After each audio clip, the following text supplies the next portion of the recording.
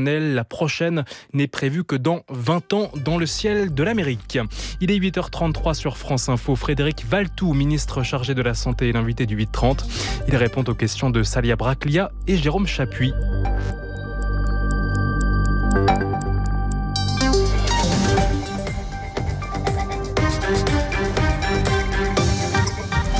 Bonjour Frédéric Valletoux. Bonjour. On va évidemment parler avec vous des annonces faites par le Premier ministre ce week-end sur la politique de santé. Mais avant, avez-vous des nouvelles du brancardier violemment agressé avant-hier aux urgences de Challans en Vendée ? Oui, j'ai quelques nouvelles. D'abord que son état s'est amélioré, légèrement amélioré, mais en tout cas il y a du mieux, première chose. Il est en soins intensifs. Il est en soins intensifs, bien sûr. Il a été sévèrement attaqué. Je pense à lui, sa famille, et je voudrais vraiment dire la lâcheté de cette violence qui s'est déchaînée, la lâcheté de cet acte, parce que c'est une situation où les urgences n'étaient pas du tout en état de tension. On est sur une pure affaire de délinquance. Et d'ailleurs, la bonne nouvelle, c'est que le système de vidéosurveillance a permis aux enquêteurs d'ores et déjà d'identifier le ou les fautifs de cette affaire, qui, de ce que je sais, mes informations datent d'hier soir, n'étaient pas arrêtés. Mais néanmoins, en tout cas, ils ont été identifiés grâce au déploiement de la vidéosurveillance. La vidéosurveillance qui se déploie, c'est un fait de plus en plus vrai dans les hôpitaux, et notamment dans les services d'urgence. Ça faisait partie d'ailleurs d'un des éléments du plan de sécurisation des hôpitaux et notamment des services d'urgence qui avait été présenté il y a quelques mois. Et donc, on voit que ça a un effet, mais néanmoins, il n'empêche pas que ce déchaînement de violence dans un établissement comme un hôpital, où les gens sont là pour soigner, pas pour se protéger, là je parle des soignants, sont là pour prendre en charge les plus faibles, bien sûr, c'est inacceptable. Plus de caméras surveillance parce que les faits de violence se multiplient dans les enceintes même des hôpitaux ? La société est comme ça. Pendant longtemps, on a sans doute beaucoup plus respecté l'hôpital et les hospitaliers. Aujourd'hui, la violence est invitée aussi dans les services hospitaliers, les urgences, mais pas simplement. Et donc, il faut prendre ça en compte. C'est pas non plus un phénomène nouveau. Il faut prendre ça en compte. Et souvent, les caméras sont aux abords des établissements, pas forcément dans les services, mais en tout cas, permettent de surveiller les allées et venues dans les services hospitaliers. Frédéric Valletoux, c'est l'une des annonces faites par Gabriel Attal ce week-end. Il va falloir payer 5 € pour un rendez-vous médical non honoré à partir du 1er janvier 2025. Très concrètement, comment vous allez faire ? On va faire que simplement les patients, lorsqu'ils vont prendre rendez-vous, vont laisser, leurs coordonnées de carte, par exemple, notamment lorsqu'ils le font par des plateformes. Une empreinte bancaire à chaque réservation de rendez-vous. Oui, mais aujourd'hui, la moitié des rendez-vous sont pris via des plateformes bancaires, donc on voit des plateformes, comme de réservation, de réservation, Doctolib et tant d'autres. Et donc, en agissant avec eux, c'est des propositions d'ailleurs qui viennent de cette profession. C'est techniquement tout à fait faisable. L'objectif, c'est quoi ?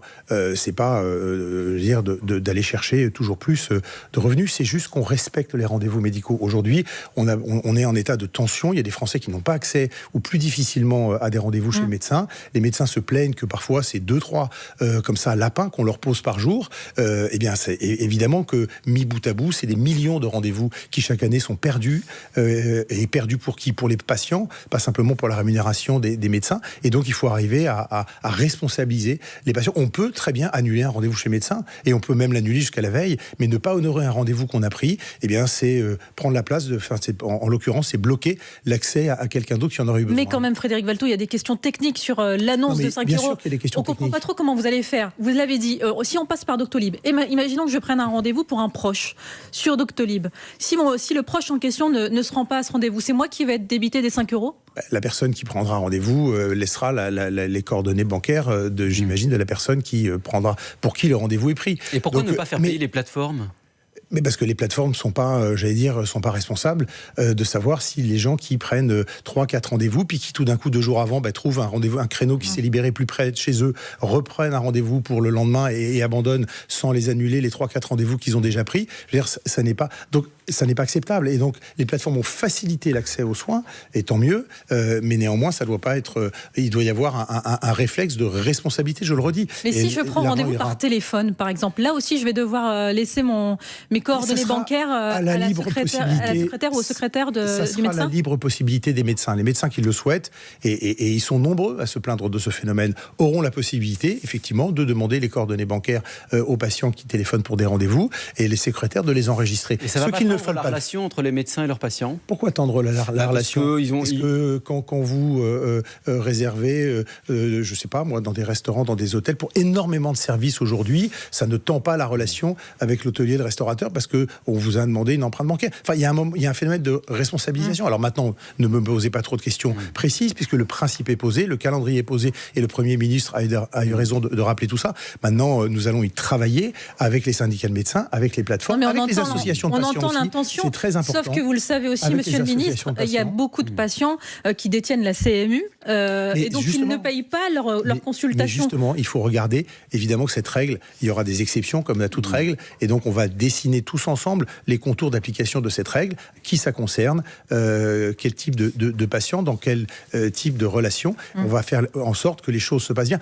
Vous comprenez que le fond, je le redis, c'est qu'on libère du temps médical et surtout que les gens respectent des rendez-vous médicaux. On sait que les plateformes ont facilité le fait de prendre des rendez-vous comme ça, d'en réserver plusieurs, et puis d'aller à celui qui vous paraît finalement le plus opportun. Et donc ce sera au médecin de dire si la raison invoquée est valable ou pas. Au médecin de dire s'il souhaite ou pas, et s'il percevoir ces 5 € il aura la possibilité de le faire. Frédéric Valletoux, autre sujet, pour que chaque Français ait toujours un médecin de garde à moins de 30 minutes de chez lui, vous souhaitez augmenter le nombre de médecins de garde les soirs et les week-ends. Comment vous allez vous y prendre? Comment vous allez les inciter? On va s'y prendre par la discussion. Et tous les sujets qui ont été posés par le Premier ministre vont avancer grâce à la discussion. Pour l'instant, la discussion, elle est un peu en... la discussion, les annonces étaient il y a 24 heures. Donc, oui, mais les syndicats... Hier, on était dimanche.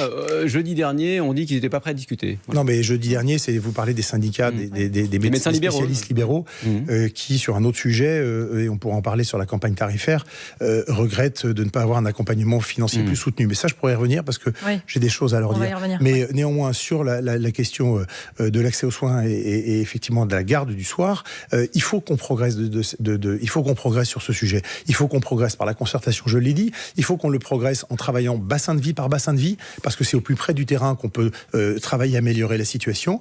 Et effectivement, il faut qu'on améliore l'engagement des professionnels. Aujourd'hui, il y a 40% de médecins généralistes qui participent à la permanence de soins. Donc on ne repart pas de zéro. Il y a déjà une masse très importante de médecins, un nombre très important de médecins qui participent, qui prennent en charge. Il y aura donc une incitation financière pour qu'ils multiplient les gardes? Il y a une incitation financière. Toute heure travaillée, une heure payée. Une heure travaillée le soir et le week-end est une heure qui est à payer en conséquence du moment où elle se réalise, c'est-à-dire à des moments où effectivement, comme on le dit, en dehors des heures ouvrables. Voilà, donc à des moments où effectivement il y a une pénibilité. Donc bien sûr que c'est financé, c'est reconnu. On a augmenté les heures travaillées à l'hôpital pour les heures de nuit et les heures de week-end. Il y a évidemment que ce sont des heures qui sont mieux payées. D'un mot, 40% aujourd'hui de médecins. 40%, on verra. L'objectif, c'est quoi? L'objectif, c'est d'éviter d'obliger des gens à rentrer dans des systèmes. Mais par contre, l'objectif, c'est par l'incitation, par la discussion, par la négociation, qu'on puisse améliorer effectivement l'engagement de tous pour la permanence des soins. Chiffré de nombre de médecins qui seraient mobilisés.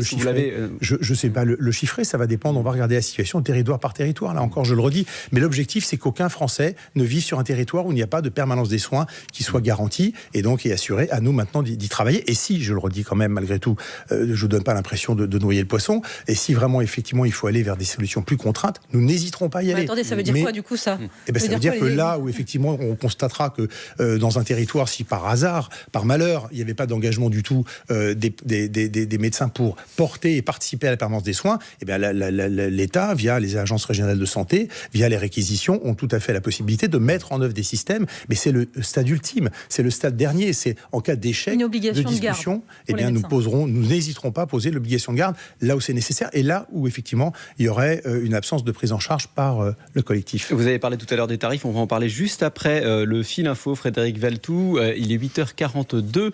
Diane Ferchit. La mère d'Avalon dans Lyon a entendu ainsi que 2 de ses frères et 4 autres personnes après la découverte de 70 kilos de résine de cannabis, 1 kilo de cocaïne, un lingot d'or et 7 000 € en liquide à son domicile. Elle est en garde à vue. On ignore si l'élu avait connaissance de la présence de cette marchandise. 4 jeunes, 3 mineurs et un majeur de 20 ans mis en examen pour assassinat. Ils sont en détention dans l'affaire de la mort de Semsedine, cette adolescente de 15 ans rouée de coups à la sortie de son collège de Viry-Châtillon en Essonne la semaine dernière. En cause, semble-t-il, des échanges entre la victime et la sœur de 2 des suspects. La jeune fille et elle mise en examen pour abstention volontaire d'empêcher un crime. Un incendie dans le 11e arrondissement de Paris. Cette nuit fait 3 morts. Un feu d'appartement au 7e étage d'un immeuble. Une enquête est ouverte pour destruction par incendie et homicides involontaires. Dans la bande de Gaza, la ville de Rafah se préparait à une possible offensive militaire israélienne. Après les déclarations du ministre israélien de la Défense, plus d'1,5 million de Palestiniens y sont réfugiés. France Info.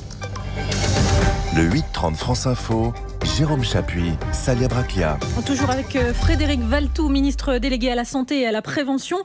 Est-ce que vous entendez certains syndicats qui sont en colère parce que Gabriel Attal, le Premier ministre, a annoncé ce week-end qu'il sera possible d'avoir accès directement à des psychologues à 50 € la consultation remboursée, alors que ça fait des mois qu'ils négocient, qu'ils cherchent à vous convaincre pour que les consultations passent à 30 € pour les généralistes. Vous entendez cette colère-là ? Alors, vous faites référence à un dispositif qui s'appelle Mon Soutien Psy, qui va être revu et qui doit permettre effectivement de faciliter l'accès des Français à des consultations en santé mentale et de mieux prendre en charge la population, parce qu'on sait malheureusement que depuis le Covid, il y a un besoin qui est plus fort. L'accès direct aux psychologues à travers Mon Parc Psy, il va être mis en place dans les prochaines semaines et il va effectivement permettre aussi par l'élargissement du nombre de séances qui vont être financées par ce dispositif. On passerait de 8 séances à 12 séances pour mieux prendre en charge les Français. Et mieux rembourser, passant de 30 à 50. De toute façon, l'accès direct est une question qui doit être posée sans tabou. Aujourd'hui, on sait que la principale tension dans le système de santé, c'est une question des effectifs de soignants. Et donc, il faut, pour faciliter à la fois l'accès des Français aux soins, c'est le premier, je ne veux pas dire le seul engagement qu'on poursuit, mais c'est l'engagement principal que l'on poursuit, améliorer l'accès aux soins des Français. Mais en le faisant avec les professionnels et donc en travaillant avec eux pour permettre là où c'est possible. Ça a été, et ça va être fait, le Premier ministre l'a dit, pour les kinés, c'est déjà fait pour les lunettes. Et vous voyez le signal qu'a envoyé Frédéric Valletoux, on court-circuite les médecins généralistes, et en plus on ne veut pas augmenter le tarif de leur consultation. Non. L'augmentation du tarif des consultations, elle est posée sur la table, elle est en discussion en ce moment. L'importance du médecin traitant, elle est essentielle. Notre système est bâti autour de ça. On ne peut faire monter en compétence des autres professionnels que si on assure et on reconnaît le rôle du médecin traitant. Parce que le rôle du médecin traitant, c'est la tour de contrôle, le médecin traitant, qui garantit effectivement la qualité du parcours de soins. Après que pour des lunettes, parce qu'on a une angine, on va chez le pharmacien, pour un vaccin, on va chez l'infirmière ou encore chez le pharmacien, etc. Qu'on libère, j'allais dire. Si c'est aussi le cas pour le kiné, si c'est le cas pour le psy, en fait, qu'est-ce qui contrôle au bout du compte le médecin traitant ? C'est essentiel. Enfin, le médecin généraliste aujourd'hui est le seul soignant qui a une vue globale sur le patient, qui vous connaît parce qu'il est votre médecin traitant, qui vous a vu grandir, qui vous a connu dans vos maladies, si ça fait des années qu'il est à vos côtés, et qui sait exactement, qui garantit la bonne prise en charge et l'intervention de l'ensemble des soignants. C'est pas un pharmacien qui va avoir ce regard global, c'est pas le kiné bien sûr, c'est pas sa compétence. On ne confond pas les rôles. On libère simplement du temps médical. S'ils sont aussi importants justement ces médecins généralistes, pourquoi ne pas accéder à leur demande, c'est-à-dire une consultation à 30 €? C'est en cours de discussion et moi je souhaite sincèrement que ces discussions organisées par l'assurance maladie sur la convention médicale, c'est-à-dire que c'est les règles financières qui vont régir les liens entre l'assurance maladie et les médecins pendant 5 ans, et bien que ces discussions permettent d'avancer. Et ces discussions sont au point mort, là, ces négociations. Elles sont pas au point mort. Il y a eu des discussions qui étaient qualifiées il y a encore quelques jours par les uns et par les autres d'avancées constructives, de possibilités effectivement de voir un terme à ces discussions et d'aboutir. Donc aujourd'hui, moi je suis plutôt positif. J'appelle à l'état d'esprit et de responsabilité de chacun. Aujourd'hui, les Français nous regardent. Ils ont besoin d'un système de santé qui effectivement face aux difficultés, puisse faire face aux difficultés et permettre en même temps d'améliorer la prise en charge. Pour ça, effectivement, il y a des éléments qui ont été posés, à la fois par les syndicats, mais aussi par l'assurance maladie, pour que finalement la hausse de la consultation, puisqu'il s'agit de ça, en secteur 1, passage à 30 €, soit accompagnée d'engagements réciproques qui permettent de dire, sur les patients, les Français qui n'ont pas de médecin traitant, et notamment ceux qui sont touchés par des affections longue durée, comment on fait, et donc des propositions ont été faites pour que les médecins puissent mieux prendre en charge ces patients, comment on organise, vous parliez tout à l'heure de la permanence des soins, le soir, le week-end, comment on organise mieux la permanence des soins. Donc vous leur demandez des contreparties. c'est des engagements réciproques. À partir du moment où la nation met plus d'argent, eh ben, elle attend aussi d'autres choses. Et je pense qu'on est sur la bonne voie. Maintenant, il faut indiquer qu'il n'est pas question de chambouler le système de santé. Il n'est pas question de le renverser et de le mettre cul par-dessus tête. Le médecin traitant reste au cœur de la prise en charge des Français. Parce que je le redis, vous allez les appeler pour qu'ils reviennent tous autour de la table, ne serait-ce que je ne les ai pas les vus libéraux, partir. mais aussi pour les cliniques privées. Ils se posent des questions parce que, comme chaque fois qu'il y a des annonces, l'explication peut-être n'a pas été faite. Et le Premier ministre a eu raison de poser des chantiers qui sont des chantiers ambitieux, parce qu'aujourd'hui, on ne peut plus attendre, effectivement, et on doit trouver des solutions, immédiates. Non, mais vous allez les appeler, Monsieur le Ministre ? Je les ai eus ce week-end, je les ai eus avant ce week-end, je les aurai cette semaine. Donc le dialogue est rompu. Non, il n'est pas rompu, il est permanent. Je vois les cliniques encore aujourd'hui et demain. J'ai vu les spécialistes libéraux avant les annonces de Gabriel Attal sans connaître ce qu'elle allait dit, mais sur un autre sujet qui était le sujet de la campagne tarifaire. C'est en permanence. Et mon rôle, c'est d'être en permanence à discuter avec les uns les autres. Et c'est en plus mon état d'esprit. Il y a une autre discussion d'ailleurs, c'est celle que vous devez avoir avec les professionnels du transport médical. Les taxis conventionnés manifestaient il y a quelques jours parce qu'ils considèrent que la prise en charge n'est pas suffisante, l'inflation étant passée par là. Or, ça fait précisément partie, le transport médical, des pistes d'économie voulues par Bercy. Qu'est-ce que vous leur répondez ? Ils doivent là aussi faire des propositions pour que tout le monde participe effectivement c'est pas tellement des pistes d'économie, c'est la maîtrise des dépenses. Deux chiffres, les transports sanitaires, c'est 6 milliards d'euros, ce qui est pas une mince affaire, qui a augmenté l'année dernière de 7%. Donc il faut aussi qu'on arrive avec les professionnels concernés de trouver des solutions pour contenir. Je parle même pas d'économie, je parle d'arriver déjà à contenir l'envolée, l'emballement de certaines dépenses. Est passée par là. Ça veut dire quoi, 2 patients dans un taxi par exemple ? Pourquoi pas, ça serait possible. En tout cas, il ne faut pas s'interdire ça. Alors évidemment, vous n'allez pas me dire quel type de patient. Évidemment, des patients légers, c'est programmé. Mais si vous voulez, en tout cas, il faut qu'on travaille. C'est là aussi l'esprit de responsabilité qui doit nous guider. Il faut qu'on travaille. Il y a des pistes de propositions. On ne peut pas laisser voir un tel emballement de ce type de dépenses. Mais pour que ce soit clair, et pour les auditeurs qui nous écoutent et les téléspectateurs, il est hors de question de ne plus prendre en charge le transport pour certains malades. Mais pas du tout. Mais attendez, on passe pas de 6 milliards à 0 milliards. De quoi ? Non, pas. Mais de faire le tri parmi les patients, c'est la question. C'est pas un tri parmi les patients, c'est de trouver des solutions. Et puis c'est d'appeler aussi tout le monde, effectivement, à être raisonnable. Pour certaines consultations, on peut prendre les transports publics lorsqu'on habite en métropole, pas très loin de l'établissement, et qu'on est en forme, parce que tout le monde n'arrive pas en civière à l'hôpital ou à sa consultation. Et il est évident que ceux qui ont besoin de transport sanitaire adapté, parce qu'ils sont dans des cas lourds, évidemment qu'on ne va pas toucher à ces cas-là. Mais voyez bien que dans le dispositif général, je le redis, 6 milliards d'euros, on doit trouver des moyens de contenir l'emballement de ces dépenses. Un sujet, on ne va pas rentrer dans le détail, mais sur l'aide médicale d'État qui avait été évoquée, sujet important dans le cadre de la loi immigration notamment, elle avait été évoquée. La réforme est pour quand ?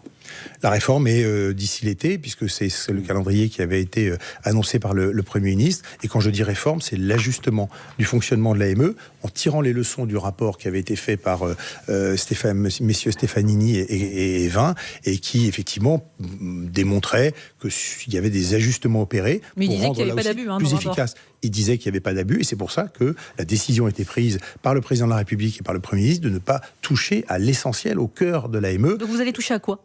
On touche par exemple aux conditions d'accès, c'est-à-dire quelqu'un bénéficiaire de l'AME qui vit avec un conjoint qui a des revenus suffisants pour lui permettre, doit pouvoir sortir de l'AME, parce qu'on prend en compte les revenus du couple ou de la famille. Non, c'est pas le cas.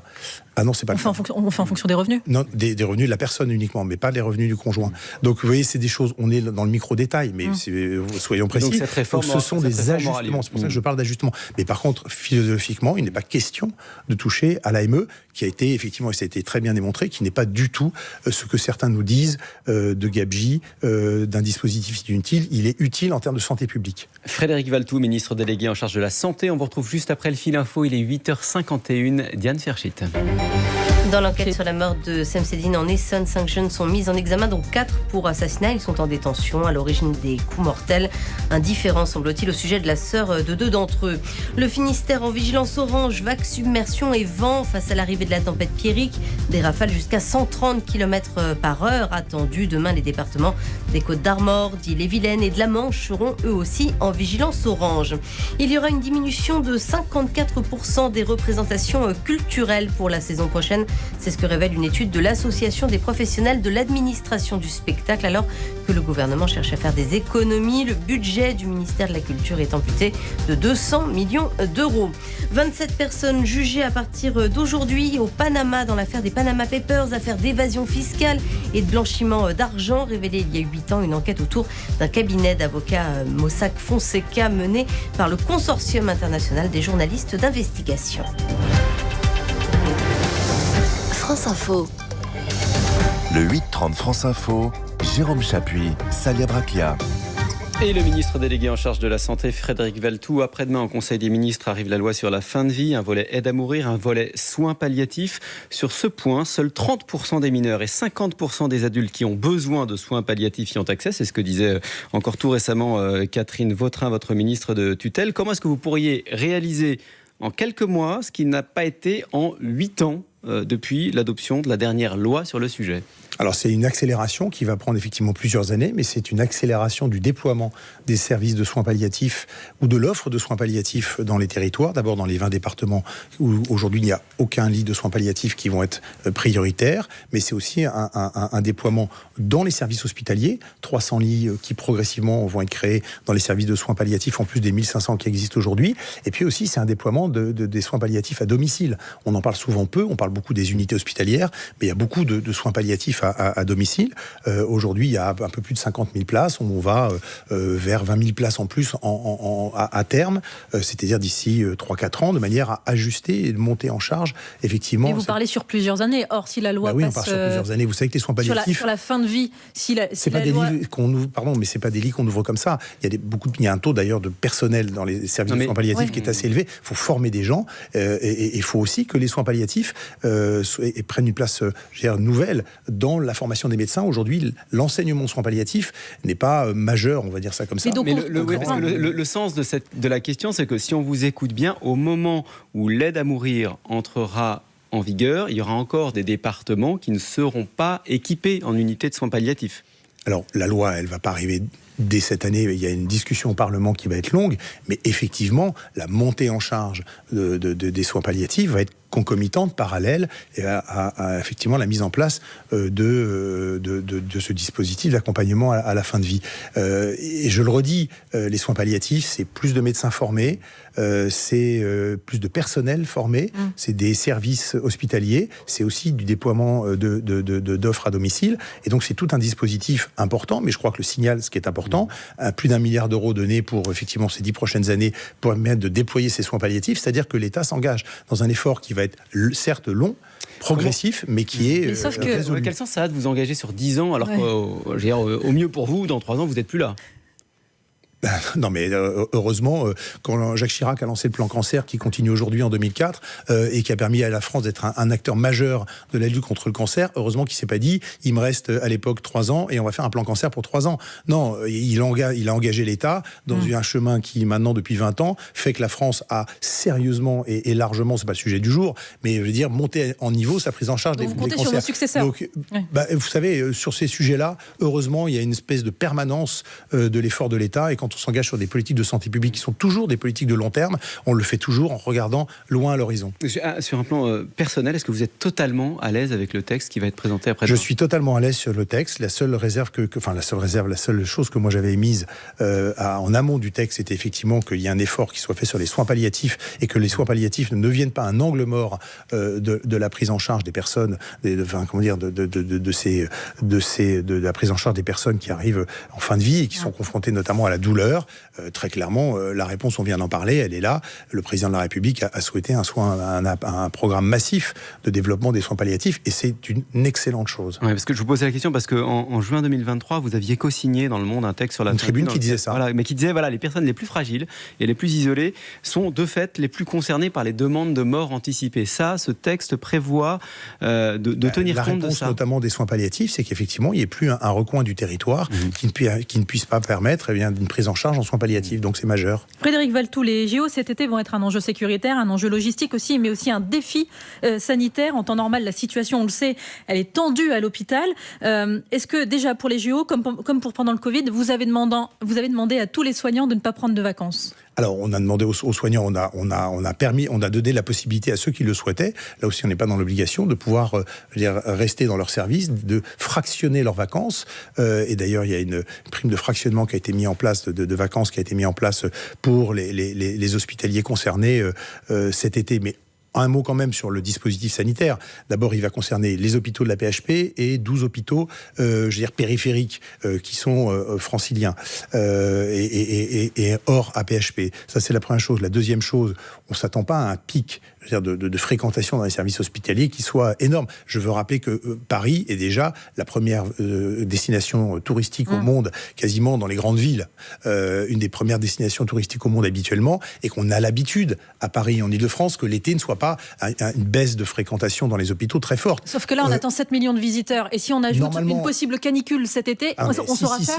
Alors, on pourra recevoir tout le monde. Ne vous inquiétez pas. D'abord, la chance qu'on a, c'est que l'Île-de-France est aussi une des régions qui est le mieux dotée en tissu hospitalier et en tissu et en service médical. Donc de ce point de vue-là, on part pas là non plus d'une feuille blanche. Habituellement, je vais vous donner un chiffre, habituellement, on considère que les services hospitaliers l'été tournent à entre 80 et 90% de leur activité habituelle. Là, ils vont permettre d'absorber 100% de ce qu'est l'activité habituelle. Donc vous voyez, entre 90% et 100%, c'est quelques points d'activité en plus. C'est comme si on était effectivement dans un mois de novembre ou décembre classique, entre le 15 juillet et le 15 août. Donc tous les plannings aujourd'hui ont été faits et permettent de dire qu'à ce jour, le dispositif sanitaire est prêt, les hôpitaux sont prêts, la médecine de ville, on a travaillé avec eux, les pharmaciens, on travaille avec eux pour veiller à ce qu'effectivement tout le monde ne parte pas en vacances. Le déplacement des véhicules d'urgence aussi, tout ça. Oui, c'est en train. Alors là, pour le coup, c'est en train d'être mis en place avec la préfecture de police de Paris. Je coprésiderai avec Amélie Oudéa-Castéra avant la fin du mois d'avril, effectivement, un comité qui ira sur l'aspect sanitaire de ces JO. Mais en tous les cas, je peux vous dire aujourd'hui que le dispositif est prêt. Merci Frédéric Valletoux. Merci.